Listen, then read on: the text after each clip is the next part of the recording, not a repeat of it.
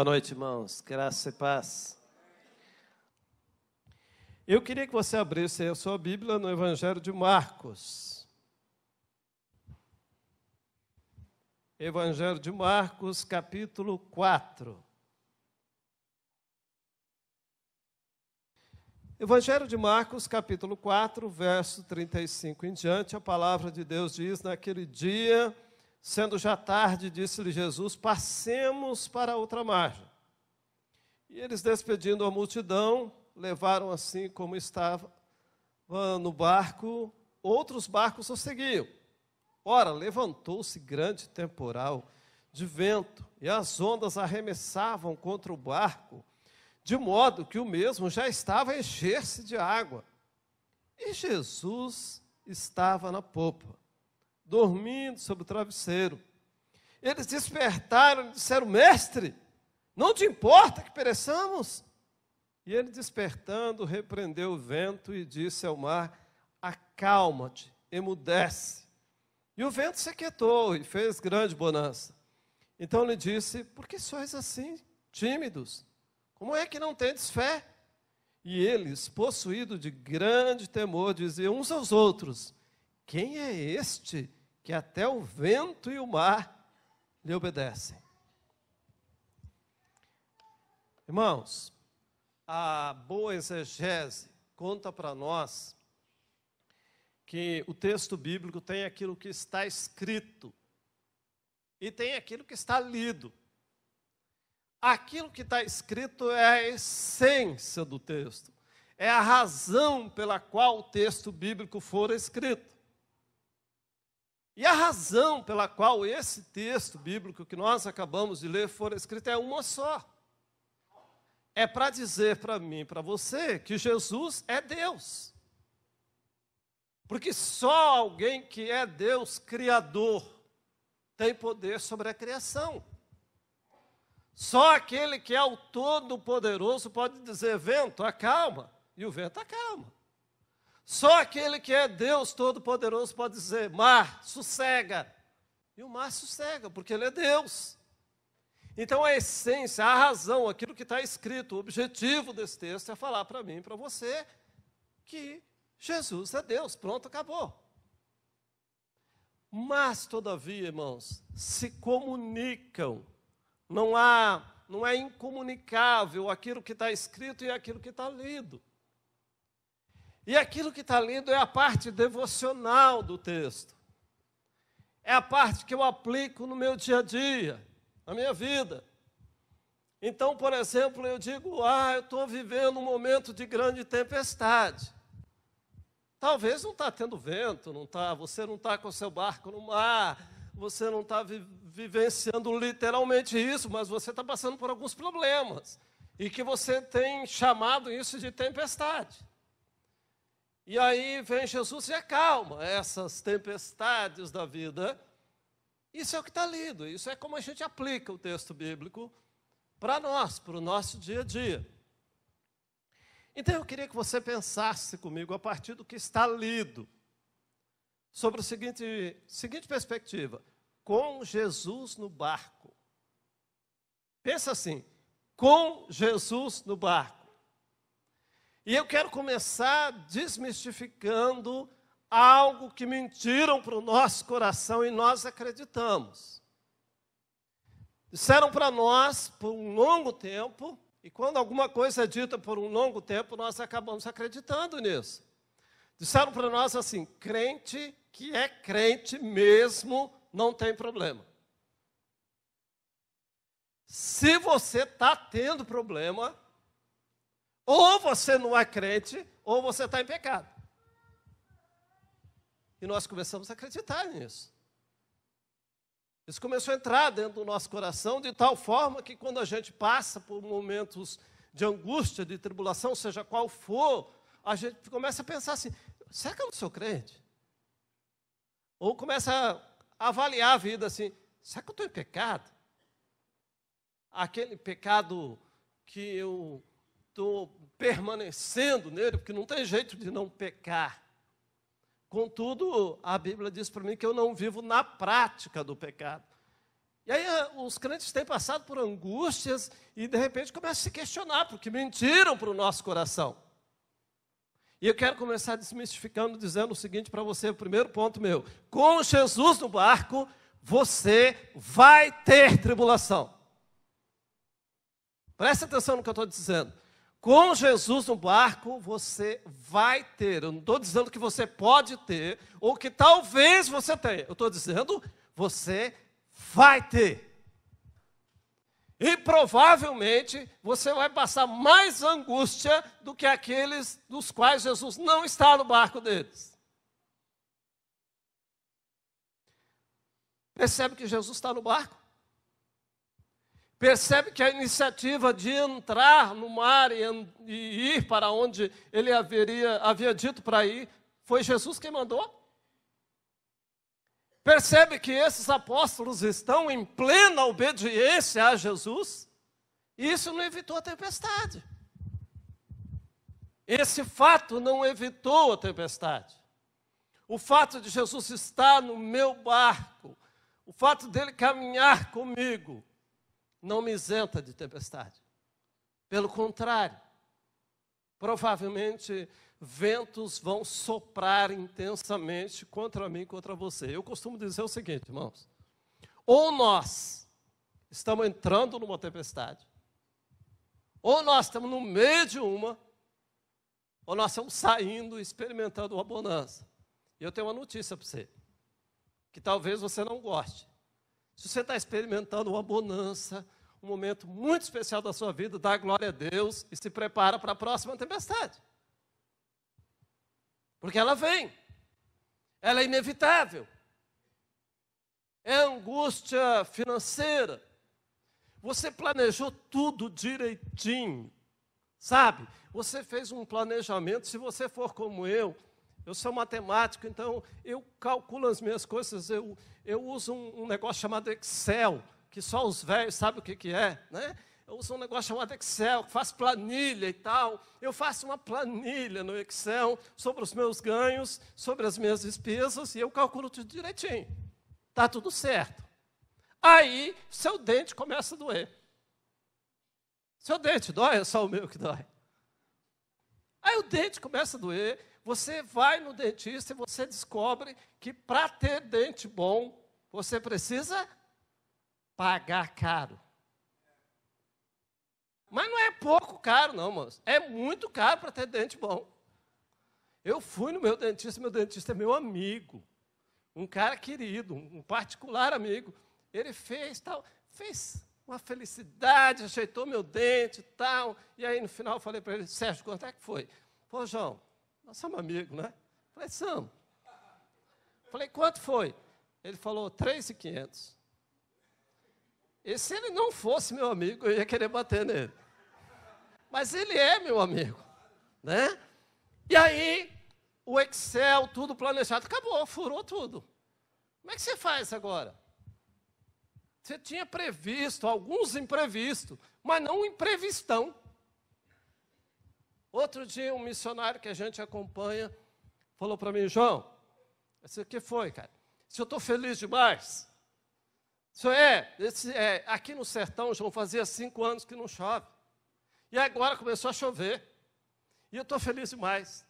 Só que, João, como não chovia, não tinha coberta não tinha telha no meu quarto. Agora que começou a chover, está caindo água dentro do quarto, João. Ele tinha uma espécie de, colocava umas lonas, ele me mandou uma foto, irmãos, com um monte de balde dentro do quarto dele. E por conta da chuva, o carro dele, que já era fraco, passou num barro, fundiu o motor. Como é que faz financeiramente? Um cara que vive de ofertas. Acabou, o orçamento dele foi fatalmente destruído, e todos os planejamentos dele agora sei lá, não tem como gerenciar essas coisas. Então nós vamos ter isso. Nós vamos ter angústia, tribulações de saúde. Sabe quando você está muito bem de saúde? E aí você vai fazer um check-up? Tem uns caras que são meio, eles parecem que não gostam de estar bem. Eu tenho um amigo que foi fazer um check-up, fez lá tudo. O médico disse para ele, você está bom, cara. Ele falou, mas eu fiz tudo isso para você falar que eu estou bom, não tem nada, não tem que tomar nada, sabe? Não, você está bom. Mas se a pessoa, você vai lá, outro dia, uma irmã nossa lá da igreja. Aí eu volto a falar para você, cuida do seu dente. É caro, mas cuida dele. A irmã teve um problema no dente, foi adiando. Uma bactéria entrou na corrente sanguínea e foi parar na válvula mitral do coraçãozinho dela. Destruiu a válvula mitral. Ela está internada em Belo Horizonte faz 2 semanas, já fez a cirurgia de substituição da válvula mitral, só que ela, no decorrer da cirurgia, ela teve uma infecção de pulmão e ela está na UTI fazem 15 dias. Ela estava boa, bem.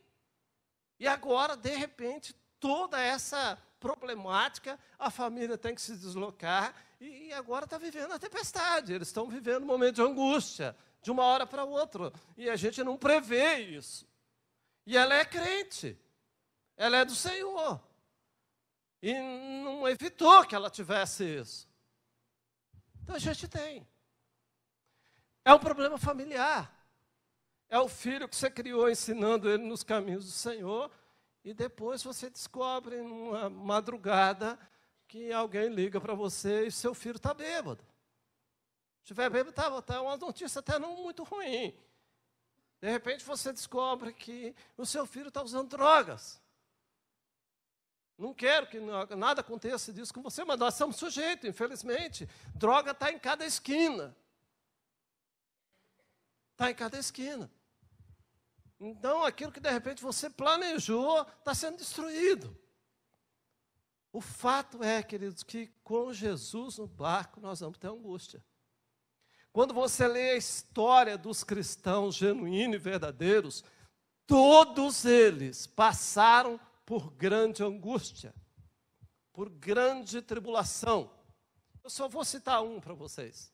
Um homem chamado Policarpo de Esmirna. Esse homem tem 84 anos. E está havendo a grande perseguição dos cristãos do 1º e 2º século. E esse homem, então, chega na cidade onde ele é uma espécie de bispo, e os perseguidores chegam ali e dizem para ele negar a sua fé. E ele diz, eu não vou negar. Então, esses perseguidores fazem uma fogueira na praça, fazem uma espécie de tótem e amarram Policarpo lá. E diante daquela expectativa toda, dizem para ele, Policarpo, negue a sua fé, ou então nós vamos colocar fogo aqui. E você vai morrer queimado, vivo. E as últimas palavras de Policarpo, um homem de 84 anos, é o seguinte, pode colocar fogo aqui. O fogo que vocês vão colocar sobre mim vai me consumir em alguns momentos. Mas o fogo eterno que tem reservado para vocês no inferno vai consumir vocês eternamente. E ele é queimado vivo. Servo de Deus. Temente a Deus. Um homem que gastou a vida dele pelo Evangelho. Querem outro exemplo? Eu gosto do lindo chamado de Isaías. E o Senhor assentado sobre um alto e sublime trono, aquela história toda, tem anjo voando, anjo diferente pra caramba, né, irmãos? Porque o anjo que a gente imagina é um anjinho cabelinho enroladinho que tem 2 asas. O anjo que Isaías vê tem 6 asas. Com 2 cobriu o pé, com 2 cobriu os rostos, com 2 voavam. E ele vê aquela coisa toda e tal, e depois disso, ele ouve a voz de Deus, a quem enviarei, quem há de ir por nós. E ele diz, eis-me aqui, envia-me a mim. E o Senhor diz, tá bom, você vai pregar, e vai falar, mas eles não vão te ouvir. Irmãos, Isaías pregou por cerca de 40 anos.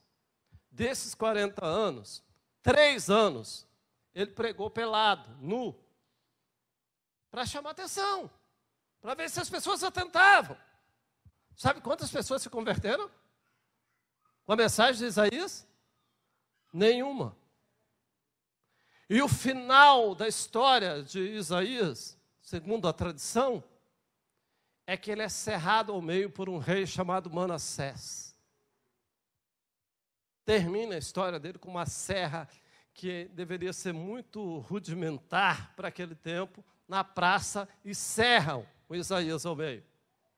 Tá bom para você? Seguir a Jesus não nos isenta de angústia, de tribulação, de tempestade. Então, querido, com Jesus no barco, você vai ter tribulação.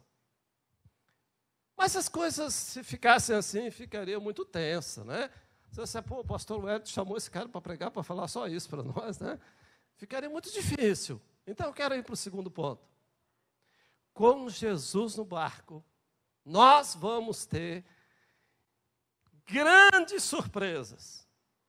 Com Jesus no barco, nós vamos ter grandes surpresas. Percebe que quando Jesus acalma a tempestade, os apóstolos, eles possuídos de grande temor, diziam uns aos outros: que é esse que até o vento e o mar lhe obedecem? Irmãos, eu vi as músicas que vocês cantam, em música muito linda. E a gente canta algumas coisas e às vezes a gente não percebe. O que a gente de verdade está cantando? A melodia enche o nosso coração e às vezes a gente vai cantando algumas coisas e a gente não percebe a grandeza, a profundidade daquilo que nós estamos cantando. Eu creio, Senhor. Há um lugar maravilhoso, nesse lugar que eu posso me esconder, é um lugar de graça que é o Senhor Jesus. Eu creio, Senhor, como meu Senhor, como meu soberano. Aí quando a coisa é prática, parece que esses cânticos somem. Porque a nossa fé é extremamente pequena, nós somos surpreendidos por Deus. E quando acontece, às vezes, coisas nem tão extraordinárias assim, nossa, Jesus faz, né? Jesus pode.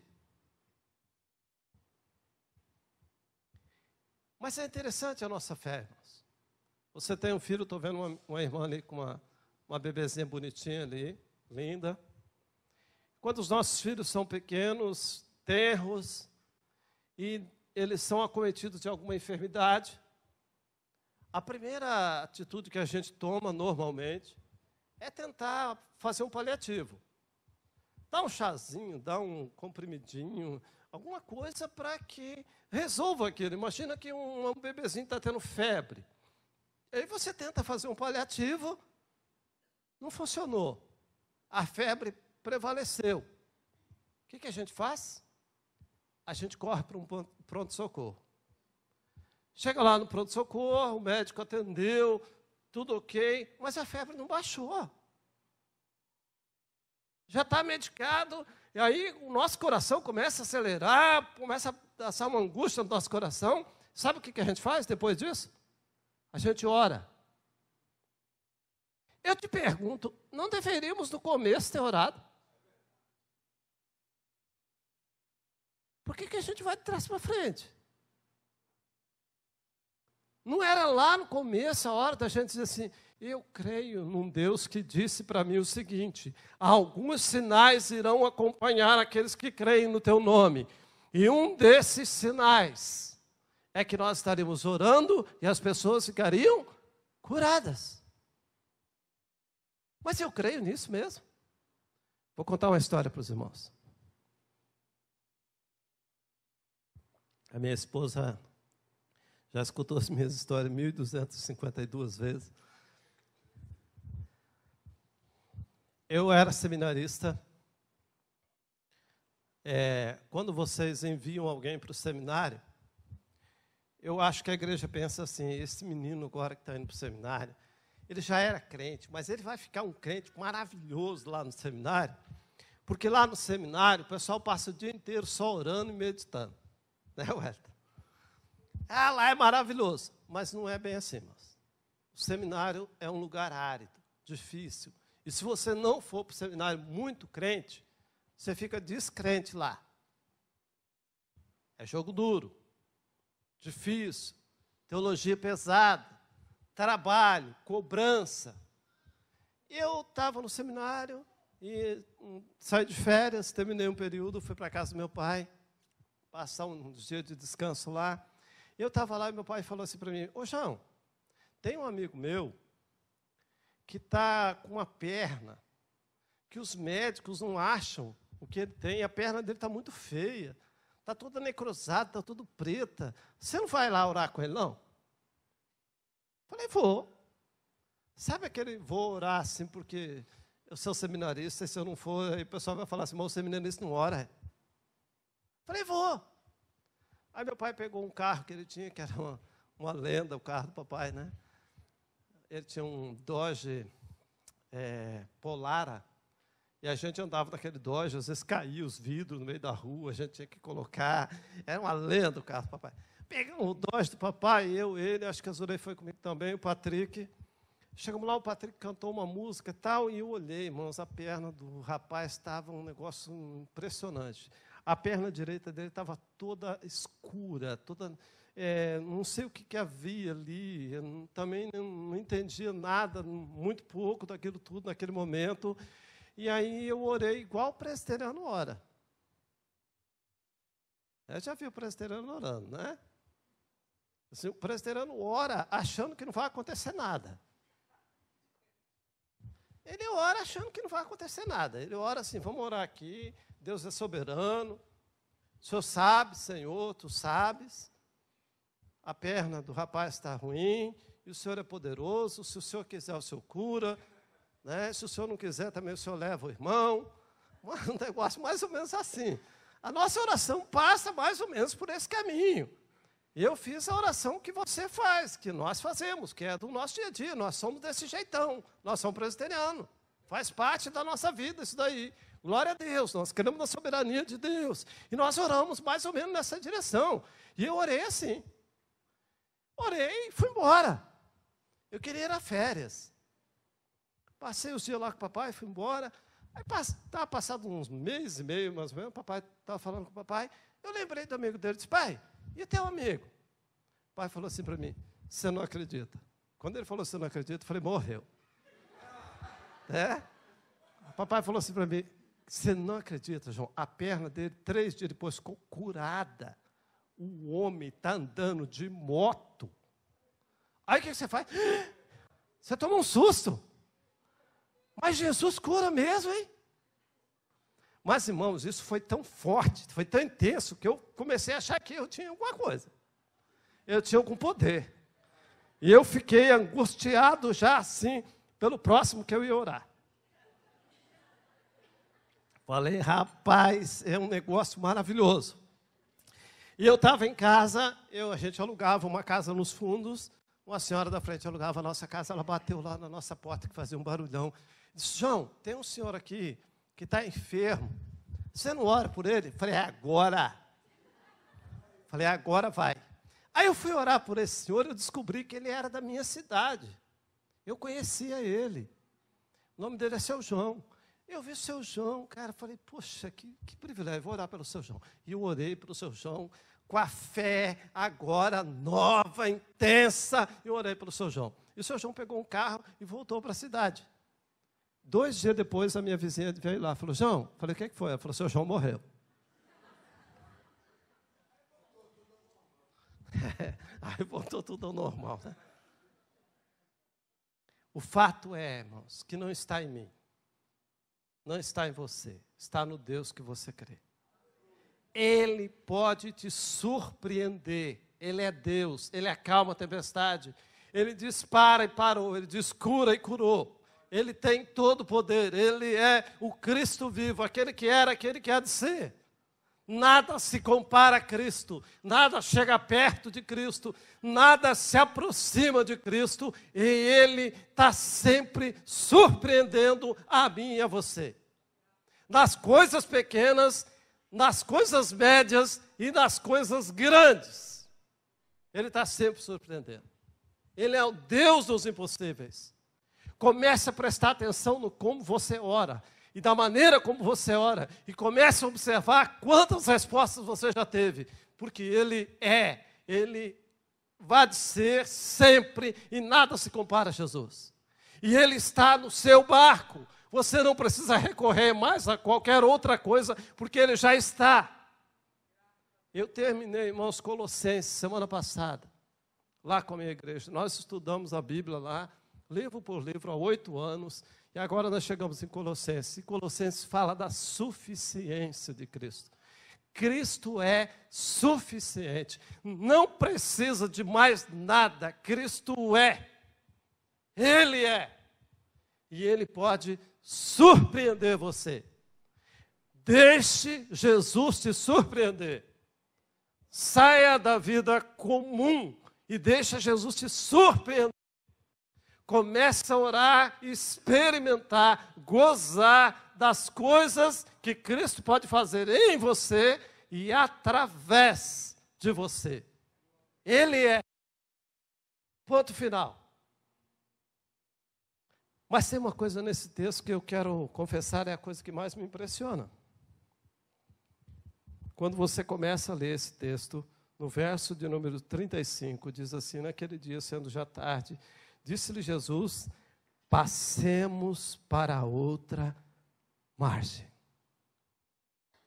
Irmãos, com Jesus no barco, você vai ter tribulação.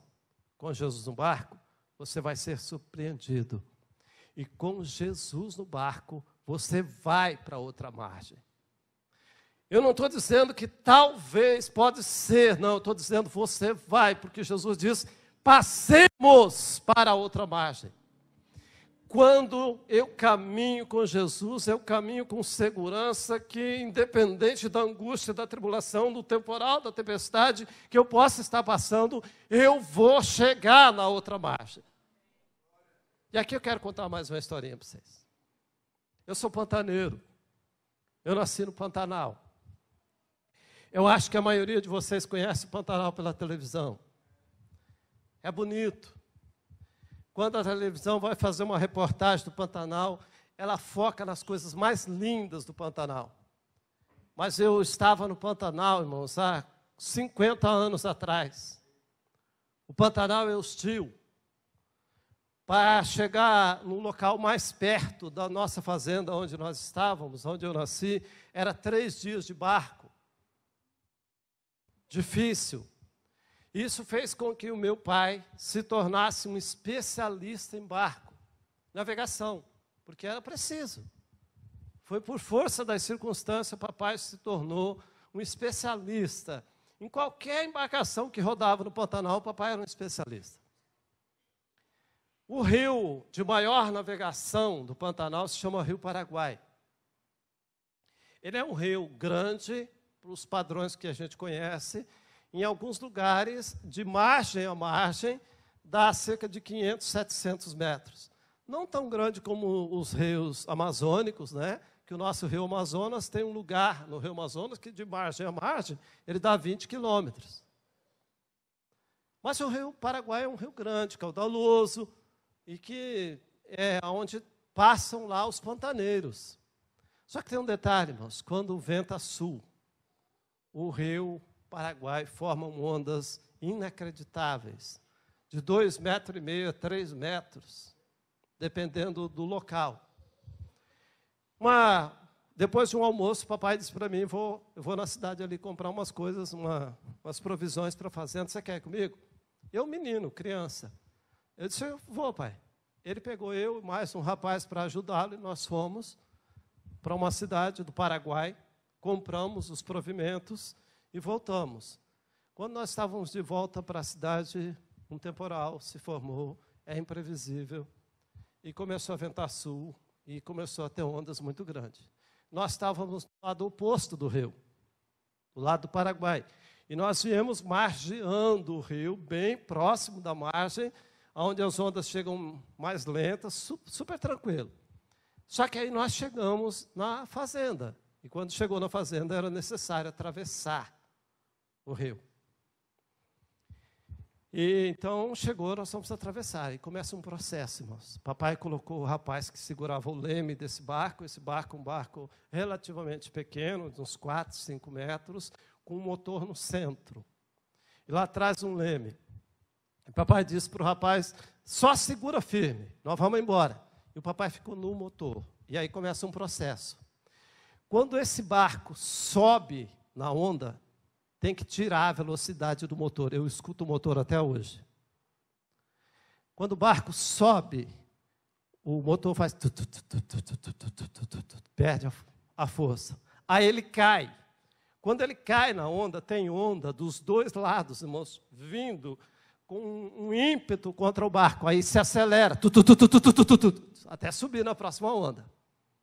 Aí para de novo, aí cai. Aí acelera, sobe na próxima onda. Irmãos, vocês não sabem. Cada onda daquela, para mim, era uma alegria no meu coração. E eu vibrava com aquilo.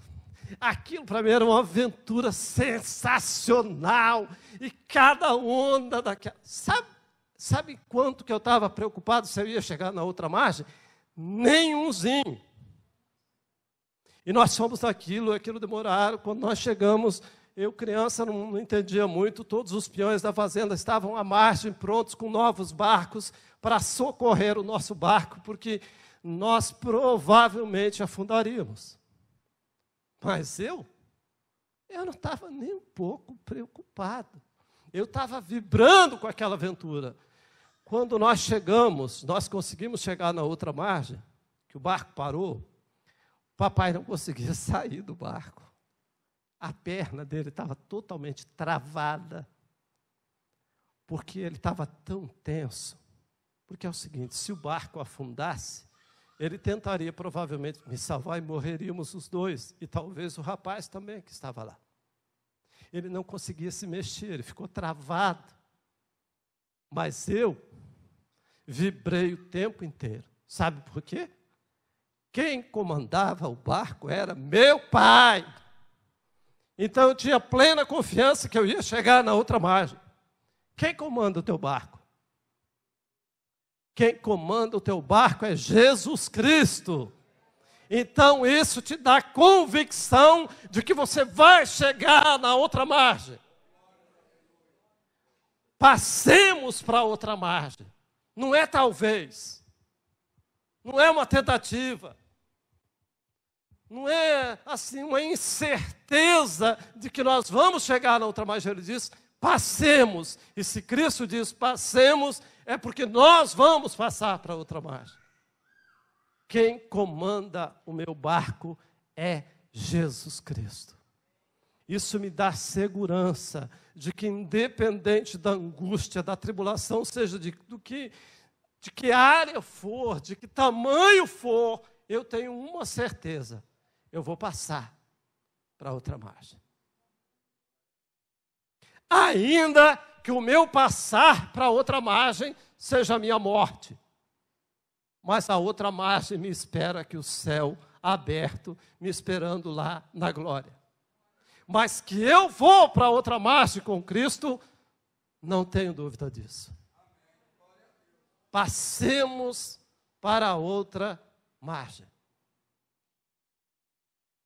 Tem alguma angústia no seu coração? Você está passando por alguma luta particular? É uma questão emocional? É uma tribulação emocional? É uma síndrome do pânico? É uma depressão que te assedia? É uma ansiedade que faz você tomar ansiolíticos? É sua mente que ficou descompensada e te angustia? Você passa por um momento de angústia financeira?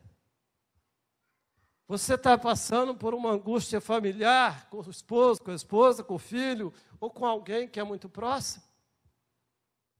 Você tem enfrentado algumas coisas que você olha e diz, está afundando, Jesus. Igual os nossos queridos aqui. Senhor, o Senhor não se importa? O Senhor não se importa, não? Está afundando. O barco está afundando, o Senhor não se importa. Eu quero falar nessa noite uma coisa para você, querido. Ele se importa com você. Ele sabe da sua angústia. Ele sabe das suas dores. Ele sabe dos seus medos. Ele sabe das suas lutas. Ele se importa com você. E no tempo dele, ele diz, acalma, emudece, e as coisas acontecem. Com Jesus no barco, nós vamos ter angústia, tribulação, tempestade. Mas com Jesus no barco, nós vamos ser surpreendidos, grandemente surpreendidos. E com Jesus no barco, nós vamos para outra margem. Quando a gente vem pregar na igreja de um amigo, uma das coisas maravilhosas que Deus dá nessa caminhada de ministério para a gente, irmãos, é amigo. Eu tenho uns que são gente boa demais. Um deles é esse cara aí, que é o Wellington. Um cara que na minha caminhada, depois que eu cheguei aqui em Minas, eu tive o prazer de conhecer. Essas coisas boas, maravilhosas que Deus dá para a gente, são esses parceiros de caminhada, e um deles é o Wellington. Mas quando a gente vem pregar na igreja de um amigo, a gente não tem ideia nenhuma do que a gente vai falar, como que vai acontecer, como que Deus vai mover, o que Deus vai falar.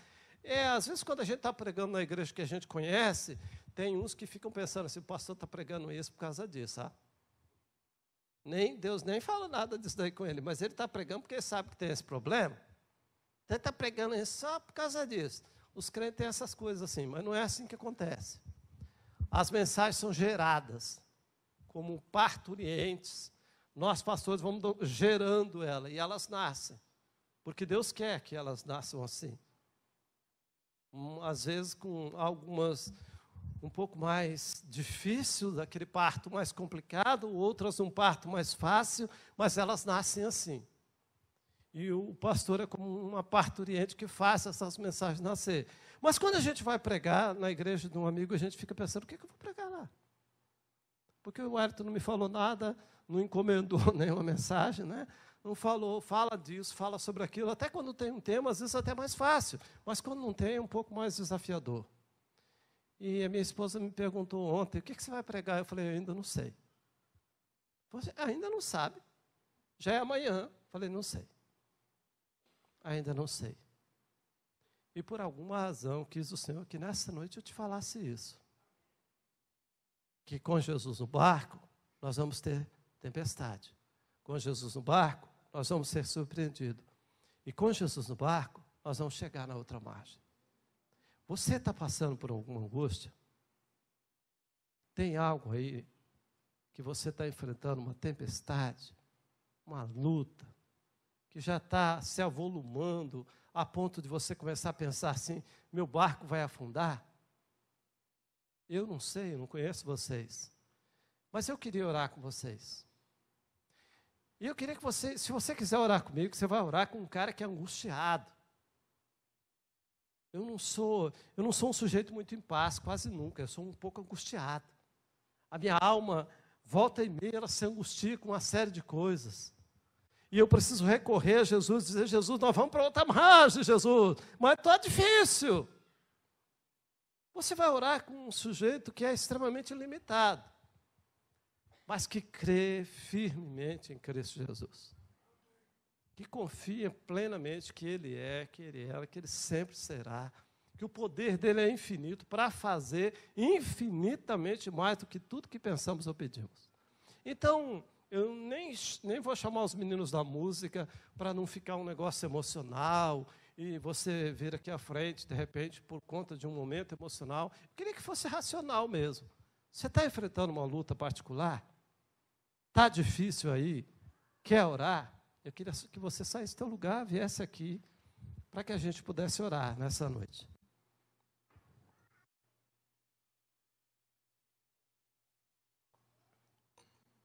Se você quiser orar comigo, sai daí do seu lugar, vem aqui, nós vamos orar.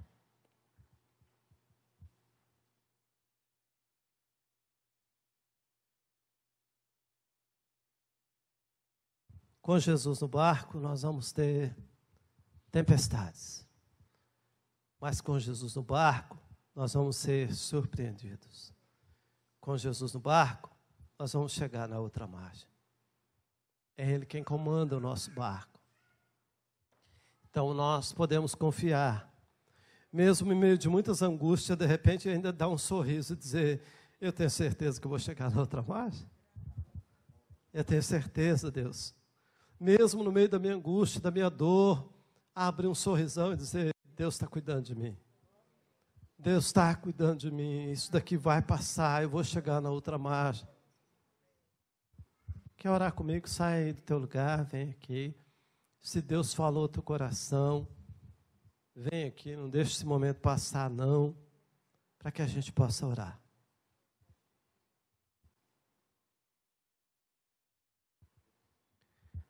Ó Deus, eu quero recorrer ao Senhor, que é o único digno, suficiente, todo-poderoso Jesus Cristo, Senhor, do céu e da terra. É a Ti, Deus, que eu quero recorrer agora e clamar a Ti, Deus. Estão aqui comigo, juntamente comigo, alguns irmãos, algumas irmãs. E se eles vieram aqui é porque eles estão vivendo um momento de tribulação, de angústia, de dificuldade, de tempestade. Eu não sei como está isso, Deus. Eu não sei qual o tamanho das ondas que tem batido com intensidade no barco da vida deles.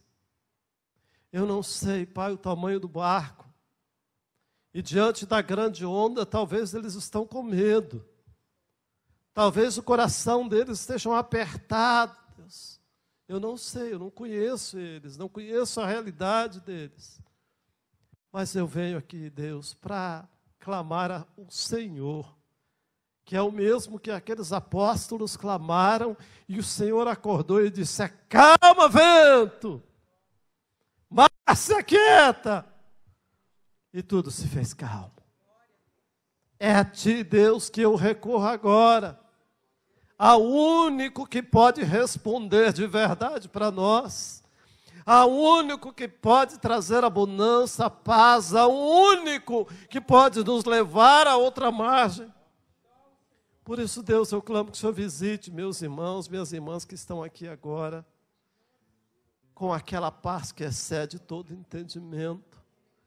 Visita, ó Deus, os meus irmãos, as minhas irmãs, dando a eles, Pai, a confiança, a certeza de que o Senhor se importa com eles. Talvez alguns que aqui estão pensando assim: Deus não se importa comigo, não é possível. A onda está batendo tão forte no meu barco e parece que Jesus está dormindo. Deus mostra claramente para eles que o Senhor se importa com eles. E a maneira como o Senhor deixou isso claro foi porque o Senhor foi para a cruz, morte horrenda, só foi moído e pelas suas pisaduras nós fomos sarados. O Senhor se importa, o Senhor ama de maneira incondicional, revela, enche o coração deles com essa verdade, para quando eles saírem daqui nessa noite, ainda que as ondas continuem batendo, ainda que o barquinho esteja sendo jogado de um lado para o outro, eles possam pensar firmemente: eu vou chegar na outra margem. Jesus está no meu barco, eu vou para a outra margem. Deus, enche o coração deles com essa verdade. Enche o coração deles que quem comanda o barco é o Pai eterno e nele nós podemos confiar. Enche o coração deles com essa verdade, Pai. Renova, cura, enche o coração de graça, de alegria da salvação, que ninguém pode tirar. Enche o coração de paz, aquela paz que excede todo o entendimento. Faz algo novo no coração deles nessa noite, Pai. Não porque eu oro, mas porque o Senhor é o Cristo suficiente, todo-poderoso. E a Ti, meu Pai, toda a honra e toda a glória. No nome de Jesus. Amém, Senhor. Amém, Jesus.